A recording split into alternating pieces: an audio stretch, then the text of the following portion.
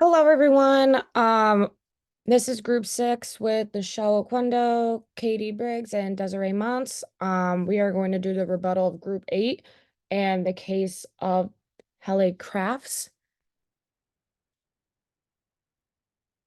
So, for a little bit of background, the case was there in 1986. A woman named Hele Crafts, who was a flight attendant, was murdered with blunt force trauma to the head, stuffed in a freezer and frozen solid. And she was also dismembered with a chainsaw and run through a wood chipper.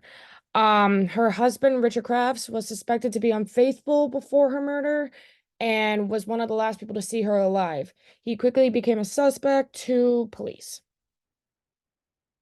So one of the rebuttals that I'm going to introduce is seeing that the wood chipper as evidence.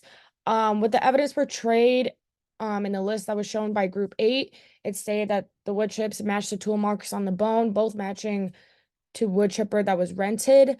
And even though that the piece of evidence is specific, it could be all circumstantial, or that's what probably the lawyer would say if presented, and there is no other evidence due to whoever in the community could have bought the same wood chipper.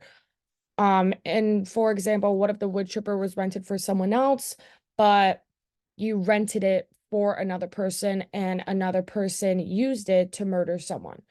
Would you also be liable for that? So that's kind of just one of the rebuttals for the technique for using it as evidence. Some of the best approaches that I saw though from them was using blood analysis, blood/DNA analysis, and dental records.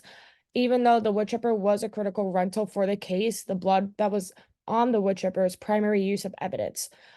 Since blood was found, it was more crucial to have it match with the victim because there would be less of a probability for it to be someone else's blood than the victim's.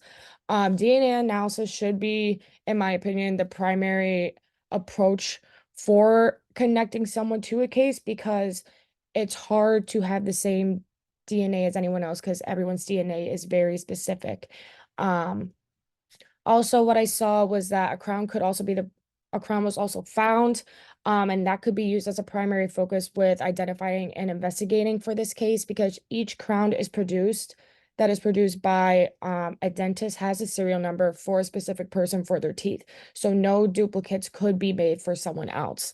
And dental records is one of it's kind of like DNA analysis. They're very unique in each of its own. So I believe those would be a good approach to take instead of the tool mark analysis, which was the wood chipper.